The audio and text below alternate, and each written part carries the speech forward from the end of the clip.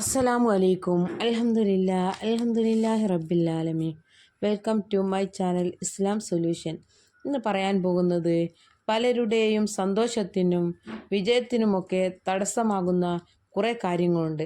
അപ്പോൾ നമ്മുടെ ചുറ്റുമുള്ള ആളുകളുടെ കണ്ണേറ് തന്നെയാണ് നമുക്ക് പ്രധാനമായും ഏൽക്കുന്നത്. നല്ലൊരു വീട് വെക്കുമ്പോൾ, അല്ലെങ്കിൽ പുതിയൊരു വണ്ടി വാങ്ങുമ്പോൾ, അങ്ങനെ പല കാര്യങ്ങൾ കൊണ്ടും പുതിയ ബിസിനസ് തുടങ്ങുമ്പോൾ ഇങ്ങനെയൊക്കെ പല ആളുകൾക്കും അസൂയ അല്ലെങ്കിൽ കണ്ണേറ് ഇത് നമ്മൾ കണ്ടിട്ടുണ്ടാവും. ഗൾഫിലേക്ക് ജോലി കിട്ടി പോകുമ്പോൾ, ഫാമിലിയുമായിട്ട് പോകുമ്പോൾ ഇങ്ങനെയുള്ള ഒരുപാട് കാരണങ്ങൾ കൊണ്ട് കണ്ണേറ് അല്ലെങ്കിൽ അസൂയ മൂലം നമുക്ക് ഇതൊക്കെ നഷ്ടപ്പെടാറുണ്ട്.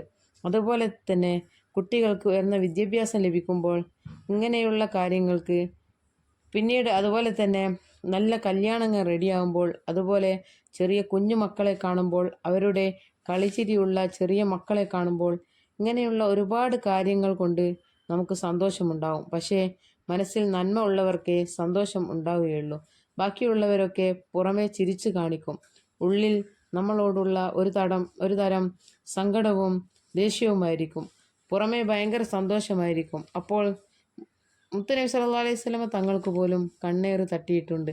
അപ്പോൾ നമ്മുടെ സാധാരണക്കാരുടെ കാര്യം പറയേണ്ടതില്ലല്ലോ.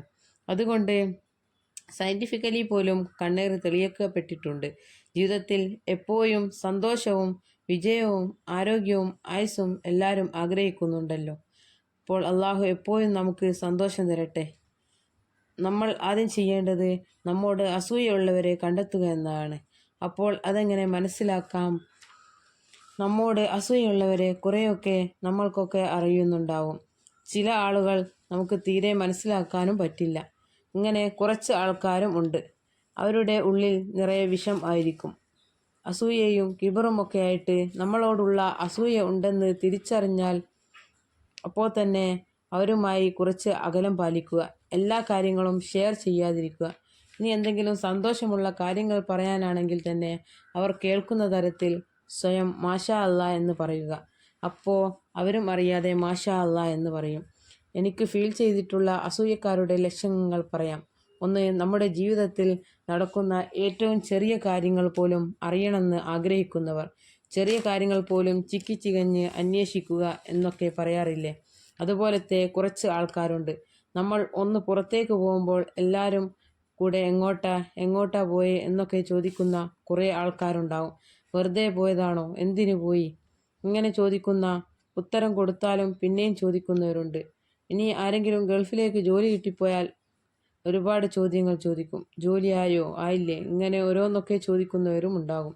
ഇതിനൊന്നും ഉത്തരം കൊടുക്കാൻ താല്പര്യമില്ലെന്ന് കണ്ടാലും അവർ അടുത്ത ദിവസവും അതിൻ്റെ അടുത്ത ദിവസവും ഇങ്ങനെ തന്നെ ചോദിച്ചു കൊണ്ടേയിരിക്കും. രണ്ടാമത്തെ തരം ആളുകളാണ് നമ്മൾ ചെയ്യുന്ന ചെറിയ കാര്യങ്ങൾ പോലും അതേപോലെ ഇമിറ്റേറ്റ് ചെയ്യുന്നവർ. ആവശ്യമില്ലാതെ മത്സരിക്കുക. നമ്മൾ എന്തെങ്കിലും സാധനം വാങ്ങിയാൽ അതുപോലെ തന്നെ അവരും വാങ്ങുക.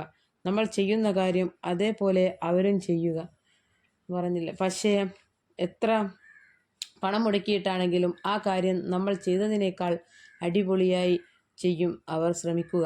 അതാണ് ഇങ്ങനത്തെ ആളുകളുടെ പ്രത്യേകത. നമ്മൾ ഒരു കാർ വാങ്ങിയാൽ അതിനേക്കാൾ ഭംഗിയുള്ള ഒരു കാർ വാങ്ങാൻ ആയിരിക്കും അവർ ശ്രമിക്കുക. നമ്മൾ ഒരു വീട് വെച്ചാൽ അതിനേക്കാൾ വലിയ വീട് വെക്കാനായിരിക്കും അവർ ശ്രമിക്കുക. ഇങ്ങനെയുള്ള സ്വഭാവം ഉള്ളവരാകും ചിലർ. നമ്മുടെ കുട്ടിക്ക് എത്ര വിദ്യാഭ്യാസമുണ്ടോ അതിനേക്കാൾ ഉയർന്ന വിദ്യാഭ്യാസം അവരുടെ കുട്ടിക്ക് കൊടുക്കുക. അങ്ങനെയുള്ള ഓരോ സ്വഭാവങ്ങൾ നമ്മൾ ഉള്ള സമയത്ത് നമ്മൾക്ക് നല്ല സപ്പോർട്ട് ആയിട്ട് നിൽക്കും. നമ്മളെ പുകഴ്ത്തി പറയുകയൊക്കെ ചെയ്യും. പക്ഷേ നമ്മൾ ഒന്ന് തിരിഞ്ഞാൽ മക്കളെ കുറ്റം പറയുന്ന ആൾക്കാരും കുശുകുശു പറയുന്ന ആൾക്കാർ, അങ്ങനെയുള്ള ആൾക്കാരുമുണ്ട്. പിന്നെ കുറച്ച് ആളുകൾ നമ്മൾ എന്തെങ്കിലും സന്തോഷ വാർത്ത പറയാൻ പോയാൽ അവരതിനെ വില കുറച്ച് കാണും. അങ്ങനത്തെ കുറച്ച് ആൾക്കാരുമുണ്ട്. ഒരാൾക്ക് ഫുൾ A+ കിട്ടിയാൽ അതൊക്കെ ഇപ്പോൾ എല്ലാവർക്കും കിട്ടുന്നതല്ലേ, ഇങ്ങനെ സംസാരിക്കുന്ന ആളുകൾ. പിന്നെ നമ്മുടെ മനസ്സിൽ നല്ല നല്ല ലക്ഷ്യങ്ങളുണ്ടാവും. അത് അവരുമായി ഷെയർ ചെയ്യുമ്പോൾ അതിനെക്കുറിച്ചുള്ള നെഗറ്റീവ് കാര്യങ്ങൾ പറഞ്ഞു തന്ന് നമ്മുടെ മനസ്സിനെ അതിൽ നിന്നും പിന്തിരിപ്പിക്കുന്നവരും ഉണ്ടാകും. നമ്മൾ നല്ലൊരു ബിസിനസ് തുടങ്ങാൻ വേണ്ടി വിചാരിച്ചാൽ ഗൾഫിൽ നല്ലൊരു ജോബ് ഓഫർ വന്നാൽ അവർ പറയും റെഡിയാവുമോ, രക്ഷപ്പെടുമോ, അങ്ങനെ നമ്മുടെ മനസ്സിനെ തളർത്തുന്ന സപ്പോർട്ടീവ് അല്ലാത്ത വാക്കുകൾ. നമ്മൾ തീരെ ഒന്നിനും സഹായിക്കാത്തവർ ഉണ്ടാവും. അവരുടെ മനസ്സിൽ നമ്മൾ ഒരിക്കലും വിജയിക്കരുതെന്നും അവരെക്കാൾ എപ്പോഴും താഴ്ന്നിരിക്കണമെന്നും സങ്കടപ്പെട്ടിരിക്കണമെന്നും ചിന്തിക്കുന്നവർ, അതിനുവേണ്ടി ആളുകളുടെ മുന്നിൽ വെച്ച് നമ്മളെ താഴ്ത്തി പറയുന്നവരും ഉണ്ടാവും. എന്നിട്ട് അതിൽ ഒരു സന്തോഷം കണ്ടെത്തുന്നവർ. ഇങ്ങനത്തെ ചില ആൾക്കാരുമുണ്ട്. അള്ളാഹു മറ്റൊരാൾക്ക് കൊടുത്ത അനുഗ്രഹത്തെ വെറുപ്പോടെ നോക്കുന്നത് അള്ളാഹുവിനെ ധിക്കരിക്കുന്നതിന് തുല്യമാണ്. അപ്പോൾ അസൂയക്കാരെയും കണ്ണേറിനെയും സൂക്ഷിക്കുക. മരണം വരെ സംഭവിക്കും എന്നാണ് പറയുന്നത്. നമ്മൾ സൂക്ഷിച്ചാൽ ദുഃഖിക്കേണ്ട. അസൂയക്കും കണ്ണേറിനുമുള്ള ദുആയും സൂറത്തുകളും ദിവസവും പതിവാക്കുക. ഇൻഷാ അല്ലാഹ് എല്ലാവരും ദുആ ചെയ്യുക.